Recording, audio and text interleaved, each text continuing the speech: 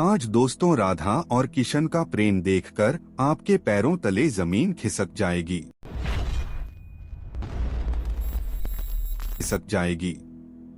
अगर किसी व्यक्ति ने प्रेम शरीर से ना करके आत्मा से किया हो तो उन दो प्रेमी व्यक्तियों को दुनिया की कोई सी भी ताकत अलग नहीं कर सकती है। दोस्तों, अगर हम राधा जी की बात करें और कृष्ण का जिक्र ना हो तो ये तो संभव ही नहीं है, क्योंकि राधा और कृष्ण हमेशा से एक दूसरे के पूरक रहे हैं और ये एक ऐसे आत्मिक प्रेम की मिसाल हैं जो भौतिक सुखों से बहुत परे हैं। यूं तो राधा कृष्ण का प्रेम अनादिकाल से चला आ रहा है, पर द्वापर युग में जब भगवान नारायण ने कृष्ण रूपी अवतार लिया तो संसार को प्रेम का सही अर्थ समझाने के लिए कृष्ण के ही अंश राधा ने यमुना के निकट रावल ग्राम में वृषभानु और कीर्ति के यहाँ राधा रूप में जन्म लिया और जन्म के साथ ही राधा और कृष्ण की प्रेम कहानी शुरू हो जाती है। मगर दोस्तों, ऐसी क्या घटनाएं और स्थिति बन जाती है कि राधा को कृष्ण के विरह का सामना करना पड़ता है और कृष्ण क्यों अपनी प्रिय बांसुरी को तोड़ देते हैं। दोस्तों, कहा जाता है कि राधा जन्म से अंधी थी और स्वर्ग लोक से ये वचन लेकर ही पृथ्वी लोक आई थी कि जब श्री कृष्ण की प्रथम दृष्टि उन पर पड़ेगी तभी वो संपूर्ण जगत को देखेंगी, अन्यथा नहीं। तो देखा आपने कैसे शुरुआत से ही दोनों एक दूसरे से जुड़े रहे हैं। दोस्तों, बचपन से ही कृष्ण अपनी लीलाओं और बांसुरी की मधुर धुन से पूरे बरसाना वासियों का मन मोहित करते रहते हैं और राधा और कृष्ण तो 8 साल की उम्र से ही अपने प्रेम का आनंद लेने लगे थे। दोस्तों, ईश्वर कहते हैं कि जो भी व्यक्ति अच्छे तरीके से पूजा पाठ करता है उसे मैं स्वीकार करता हूँ, उसकी हर मनोकामना को मैं पूरा करता हूँ। वीडियो में आगे बढ़ने से पहले अभी ही वीडियो को लाइक कर और नीचे कमेंट बॉक्स में लिख दो सच्चे दिल से जय जय बजरंगबली। दोस्तों, श्री कृष्ण को अपने जीवन में राधा और बांसुरी दोनों ही सबसे प्रिय थे, जो आपस में एक दूसरे से गहराई से जुड़े थे। जब भी श्री कृष्ण बांसुरी बजाते राधा उनके पास दौड़ी चली आती है और घंटों बांसुरी की धुन में मग्न रहती है, जो उनके प्रेम को और बढ़ाता गया। वो यमुना नदी के तट पर बैठकर घंटों समय व्यतीत करते थे, पर उनका ये सुखद समय कुछ ही वर्षों का था, क्योंकि जैसे कृष्ण के मामा कंस को उनके वृंदावन में होने का पता चला, उसने तुरंत ही कृष्ण को मथुरा में युद्ध का निमंत्रण दे दिया, जिसके लिए कृष्ण को अपनी यशोदा माँ और पूरे गांव के साथ राधा को भी छोड़कर जाना था। कृष्ण और राधा दोनों को पहले से पता था कि कृष्ण अब वृंदावन वापस कभी नहीं आ पाएंगे और बहुत समय तक एक दूसरे से मिल भी नहीं पाएंगे। तो इसलिए मथुरा जाने से पहले राधा ने कृष्ण से 2 वचन लिए। पहला वचन था कि राधा के हृदय में हमेशा केवल कान्हा का वास रहेगा और दूसरे वचन के अनुसार मृत्यु से पहले उन्हें कान्हा के दर्शन होंगे। परंतु इन वचनों को देने के बाद श्री कृष्ण को पता था कि राधा उनके विरह में बहुत विलाप करेंगी, तो राधा हमेशा खुश रहें। इसके लिए श्री कृष्ण ने भी राधा से वचन लिया कि राधा को कृष्ण की याद में अब एक भी अश्रु नहीं बहाना होगा। ये वचन लेने के बाद श्री कृष्ण मथुरा की ओर बढ़ जाते हैं और राधा वृंदावन में ही रह जाती हैं, जिसके बाद से राधा का वर्णन बहुत कम ही मिलता है। इसके बाद कृष्ण ने मथुरा जाकर कंस का वध किया और अपने माता पिता देवकी वासुदेव को मुक्त कराया और फिर उन्होंने मथुरा से आगे बढ़कर प्रजा की रक्षा के लिए द्वारका नगरी की स्थापना की, जिसके बाद से उन्हें द्वारकाधीश कहा गया। दोस्तों, कृष्ण द्वारका में रुक्मिणी और सत्यभामा से भी विवाह करते हैं। साथ ही इनके अलावा भी कृष्ण की 16,108 रानियां थी, जिनमें से रुक्मिणी कृष्ण की सबसे प्रिय पत्नी थी।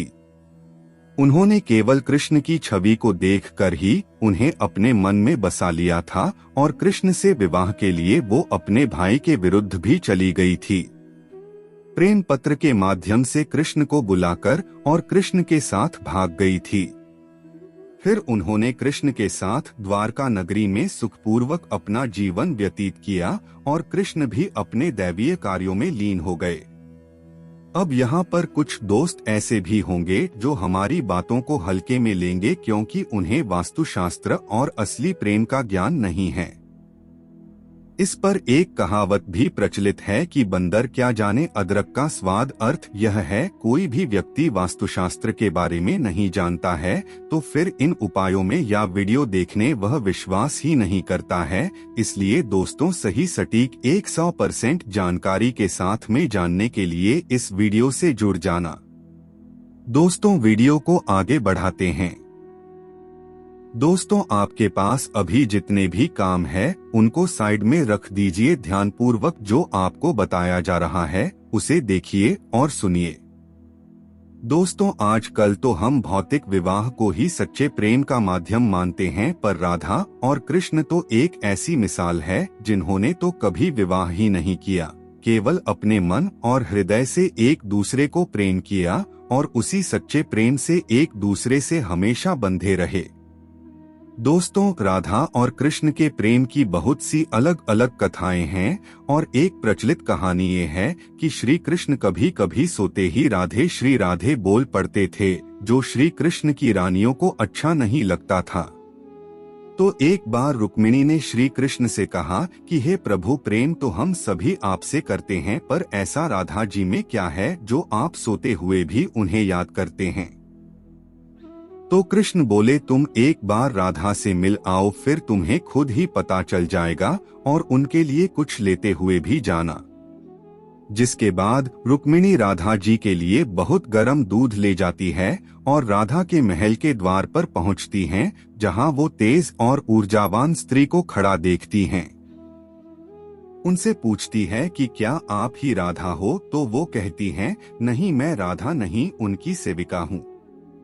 राधा रानी तो साथ द्वार के अंदर मिलेंगी। तो रुक्मिणी जी एक दो करके ऐसे सभी द्वारों को पार करती जाती हैं। दोस्तों, जो वो राधा रानी के कक्ष में पहुंचती हैं तो उन्हें पता चलता है कि राधा कई रातों से कृष्ण नाम जपते हुए झांकती रही हैं और अभी ही उन्हें निद्रा आई है। रुक्मिणी राधा की सखियों से कृष्ण द्वारा मिलने के लिए कहने के बारे में बताती हैं, तो उतने में ही राधा उठ जाती हैं और कहती है कि कृष्ण ने आज मुझसे मिलने के लिए किसी को भेजा है। रुक्मिणी आश्चर्यचकित हो जाती हैं। केवल कृष्ण जी का नाम लेने से राधा जागृत हो गई और उन्हीं के बारे में पूछने लगी।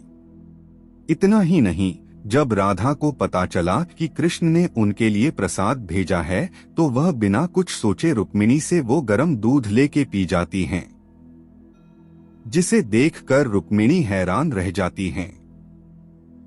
फिर वो राधा से बातें कर वापस आ जाती है।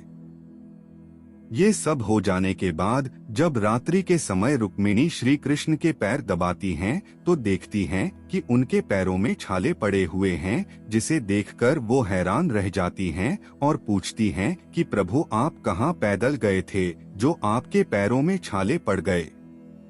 तो श्री कृष्ण बोले, आपने गलती से राधा जी को गर्म दूध पिलाया था, जो राधा एक ही बार में पी गई थी, जिससे उनके हृदय में छाले पड़ गए हैं और उनके हृदय में हमेशा मेरे चरणकमल विराजमान रहते हैं, जिससे मेरे पैरों में भी छाले पड़ गए। तब फिर रुक्मिणी को राधा और कृष्ण के प्रेम की पराकाष्ठा का पता चलता है कि प्रेम शरीर से नहीं आत्मा से होता है, जो हमेशा राधा के हृदय में कृष्ण के चरण कमल के रूप में विराजमान रहता है। एक कथा में आता है कि ब्रह्मा जी ने पृथ्वी लोक आकर वृंदावन में पहले राधा और कृष्ण का विवाह करवाया था, पर इसके बारे में ज्यादा जानकारी नहीं है। राधा भी वृंदावन में कृष्ण की भक्ति के साथ अपना जीवन व्यतीत करने लगती है और कहा जाता है कि यादव पुत्र अभिमन्यु या आर्यन से उनका विवाह भी हो जाता है। पर अभिमन्यु को महर्षि दधीचि का श्राप था कि अगर वो राधा को छुएगा तो भस्म हो जाएगा। इस प्रकार राधा विवाह के पश्चात भी कृष्ण के प्रेम से स्वतंत्रता पूर्वक जुड़ी रहती है। बहुत वर्षों बाद जब राधा अपना वैवाहिक जीवन बहुत अच्छे से निभा लेती है, वो समस्त जिम्मेदारियों से मुक्त हो जाती है, तो फिर वो कृष्ण के पास द्वारका आती है।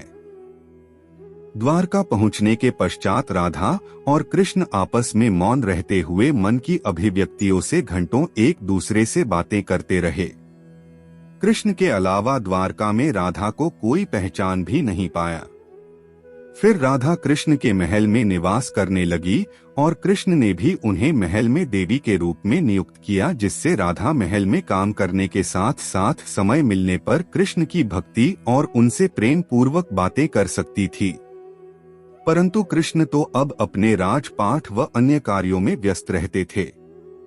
दूसरी ओर राधा अपने पुरानी कृष्ण को ही याद करती थी, तो कृष्ण का पुराने दिनों जैसा साथ ना पाकर राधा का मन और अधिक व्याकुल रहने लगा और उन्हें डर सताने लगा कि कृष्ण की जो मनोहर छवि उनके हृदय में है वह कहीं धूमिल ना हो जाए। इसी डर से राधा ने चुपचाप तरीके से राजभवन और द्वारका नगरी भी छोड़ दी। जिसके बाद ऐसी ही कुछ समय और बिताने के बाद जब राधा का अंतिम समय पास आने लगा, तब उन्होंने कृष्ण का स्मरण कर उन्हें अपने वचन की याद दिलाई।